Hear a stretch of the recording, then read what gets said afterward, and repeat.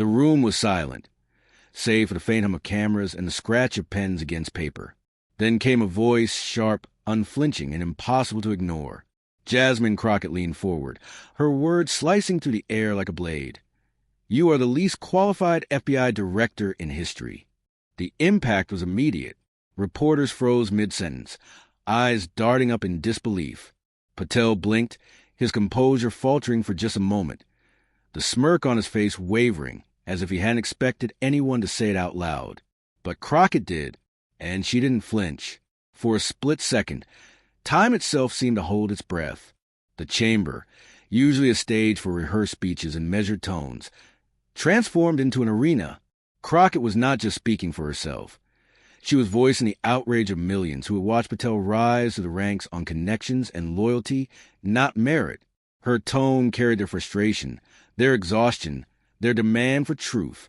Every syllable echoed like a gavel striking. This wasn't politics as usual. This was a reckoning. Crockett had just shattered the polite facade, daring to say what so many whisper behind closed doors. And yet, even as the words reverberated, the real story was only beginning, because Patel, rattled but unwilling to show defeat, was preparing his counter. Cameras zoomed closer, capturing the tightening of his jaw, the flicker in his eyes. He wanted to fire back. He needed to. But the question lingered like a storm on the horizon.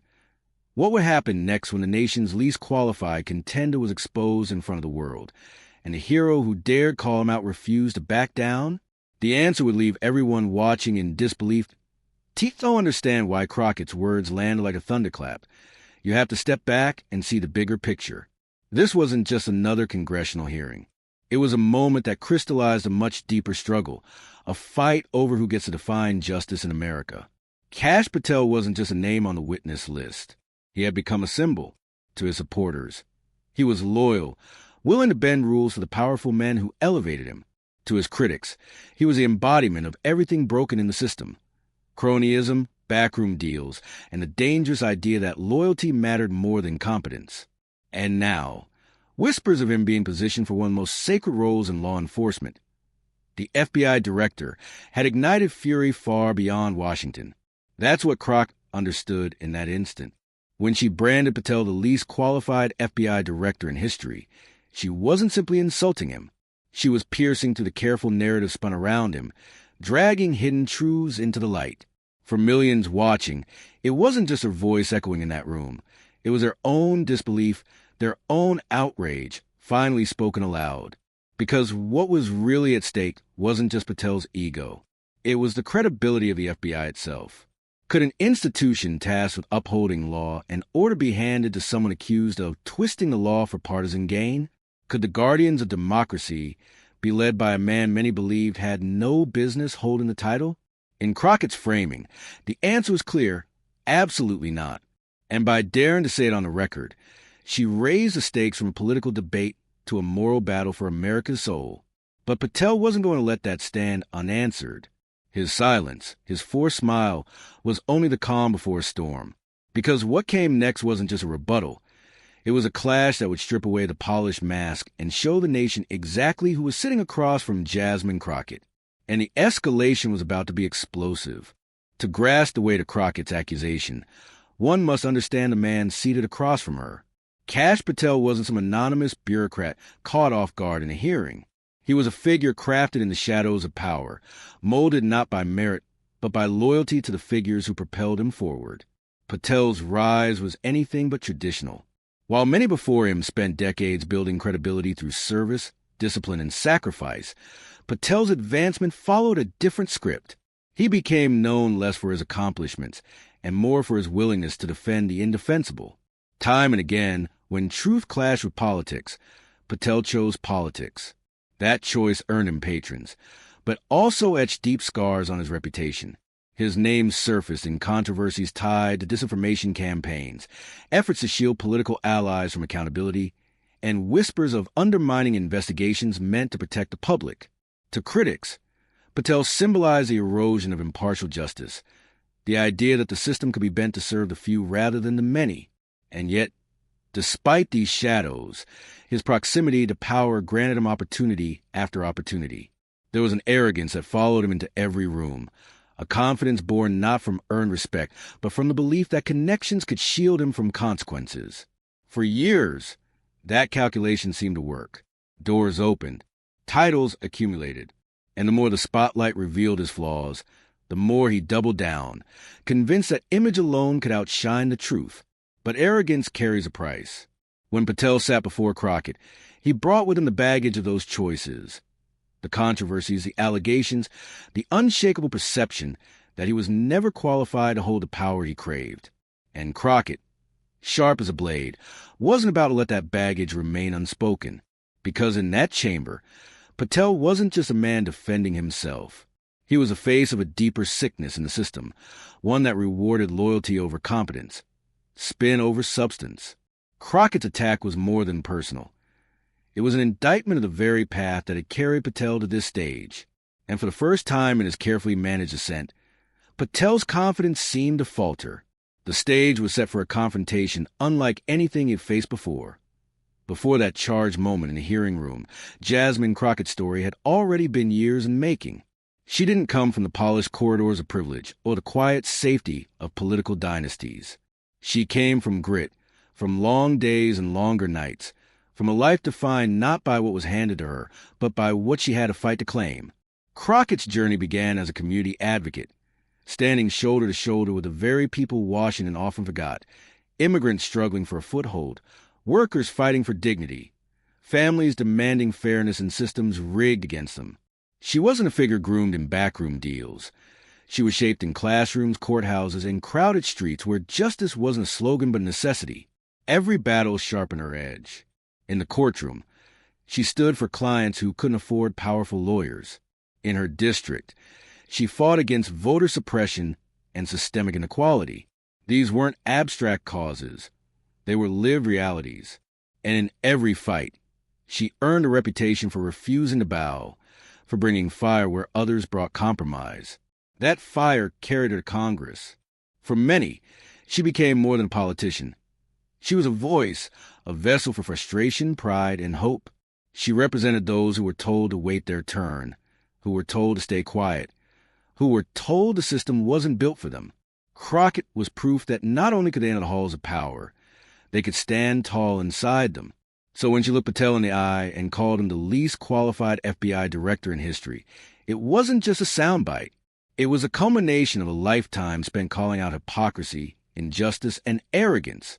Her words carried the weight of lived struggle, of every fight that came before. And it was that grounding, her refusal to bend, her lived connection to truth, that made her Patel's perfect counter. Because unlike him, she wasn't propped up by connections. She was propelled by conviction. And in this arena, conviction would prove to be the most dangerous weapon of all. The chamber had shifted. What began as a pointed jab was now unraveling into a battle of wills. Every eye locked on the two figures at the center of it all. Patel adjusted his posture, a forced smirk tugging at his lips as he leaned toward the microphone. His tone dripped with condescension, the kind of manufactured calm meant to project confidence. He brushed off Crockett's words as political theater, a phrase so rehearsed it landed with the hollow thud of a weak defense. But Crockett wasn't having it. She didn't retreat. She pressed forward, her voice steady, unwavering, slicing to Patel's carefully constructed veneer. Each question she posed was a trap, a corner he couldn't quite escape. Did he have the investigative background expected of an FBI director? No. Did his record reflect impartial service to the American people? The silence spoke louder than any denial, and each pause, each evasion, only exposed the fragility of the man behind the title. The energy in the room thickened with every exchange. Staffers whispered in the background. Journalists scribbled furiously, and cameras zoomed closer to catch Patel's discomfort. He tried to laugh her off, to redirect, to remind the room of his experience in national security. But Crockett had the receipts, and she wasn't afraid to use them. With each statement, she dismantled his narrative, exposing the hollowness behind the facade. Patel's composure cracked. His voice sharpened, his retorts more defensive, his words less controlled. The smugness that carried him into the room was slipping, replaced by a visible irritation that betrayed his weakness. Crockett, by contrast, grew only stronger, her confidence radiating like fuel feeding the fire. By now, it was no longer just about qualifications. It was about credibility, character, truth itself. The confrontation had transformed into a duel of integrity versus arrogance, conviction versus ego. And as Crockett bore down, the atmosphere felt less like a hearing and more like a courtroom where Patel was on trial, with the public as the jury. And then, just as the tension peaked, Crockett leaned in again, her next words promising to shatter whatever defense Patel had left. The room held its breath, because what she was about to say would not only silence Patel, it would echo far beyond those walls. IT came like a strike of lightning, sudden, undeniable, impossible to ignore. Crockett leaned into the microphone, her eyes locked on Patel, her voice calm but sharpened to a razor's edge. She didn't raise her tone. She didn't need to. The precision of her words was enough. "You're not just unqualified," she declared, pausing long enough for the weight to settle. "You are the least qualified FBI director candidate this country has ever seen." The chamber erupted in sound, not applause, not cheers, but that electric ripple of disbelief, as if everyone had collectively realized they were witnessing a moment that would replay across news cycles and timelines for days to come. Patel shifted in his seat, his jaw tightening, his hands clasping together in a futile effort to project steadiness. But the truth was written across his face. Crockett had landed the blow, and he knew it. She didn't stop there. With surgical precision, Crockett laid out the record. Patel's lack of investigative experience, his political entanglements, his history of shielding allies instead of protecting the law. Each fact stacked against him like bricks in a wall, boxing him in with no room to escape. Her cadence built like a drumbeat, measured, relentless, impossible to turn away from. Patel tried to interject, his voice rising defensive, almost pleading. But Crockett didn't yield an inch. She waited, let his words hang awkwardly in the air, and then dismantled them one by one. The more he spoke, the smaller he appeared. The more she countered, the more her stature grew. It was the very definition of a mic drop moment. An unshakable truth delivered with such clarity that nothing the opponent said could erase it. The silence that followed was deafening. Cameras clicked, pens scratched furiously, and somewhere in the gallery, a muffled gasp echoed. Crockett leaned back slightly, her expression calm, unbothered, as if to say, "The case has been made." Patel, visibly rattled, had no such composure. And while the room tried to recover, the real storm was only beginning, because the words Crockett unleashed weren't confined to that chamber. They were already racing beyond those walls, out into the world, where millions would soon take them up as a rallying cry. The hearing had ended, but the echoes of Crockett's words were only growing louder. Within minutes, clips of her takedown hit social media, spreading like wildfire. Twitter timelines exploded with hashtags, hashtag least qualified, hashtag Crockett mic drop, and hashtag truth to power. Millions watched, replayed, and shared the moment, each post carrying the same sentiment. Someone had finally said what needed to be said. Commentators across networks scrambled to weigh in. Some called it the most powerful congressional exchange in years, a defining moment that cut through partisan noise. Memes sprouted overnight. Patel depicted shrinking in his chair, Crockett towering like a giant with truth as her weapon. Even late-night hosts couldn't resist, turning Patel's unraveling into punchlines while praising Crockett's composure. But beyond the humor, there was a deeper current. For many, especially immigrants, workers, and communities long dismissed by those in power, Crockett's words felt personal. She hadn't just challenged Patel. She had validated their belief that the system could still speak for them. In living rooms, coffee shops, and crowded buses, her voice was replayed like a soundtrack of defiance and pride.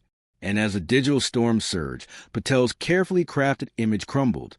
Every defense he had offered was drowned out by Crockett's singular declaration. She hadn't just won the moment. She had seized the narrative. But Crockett wasn't done yet, because what came next wasn't about Patel at all. It was about something bigger, something timeless, the moral lesson she would carve out of this clash. Crockett's closing words weren't about humiliation. They were about truth. She reminded the chamber and the millions watching that leadership cannot be purchased, inherited, or granted through loyalty. It must be earned through service, sacrifice, and integrity. In her framing, Patel was more than a failed candidate. He was a warning, a symbol of what happens when arrogance is mistaken for competence, when connections are mistaken for qualifications. And by exposing him, she wasn't just protecting the FBI. She was defending the principle that justice belongs to the people, not to the powerful few. Her words resonated because they carried a universal message. Dignity triumphs over arrogance. Truth outlasts deception, and courage will always silence corruption. For her supporters, it was more than a victory. It was proof that even in a fractured system, authenticity and conviction could still break through. And so, with one unflinching declaration, Jasmine Crockett didn't just dismantle Patel's credibility. She lit a fire across the nation. Her words will echo as a reminder that power without principle is fragile, and truth will always find its voice. This wasn't just a congressional hearing. It was a story of courage, of speaking truth to arrogance, of showing that the fight for justice belongs to all of us. If this moment inspired you, remember, you are not alone. Join the movement of voices refusing to stay silent. Share this video, subscribe, and stand with us as we bring more stories where dignity shreds arrogance and truth takes center stage. This is Argument Arena, where justice always finds its echo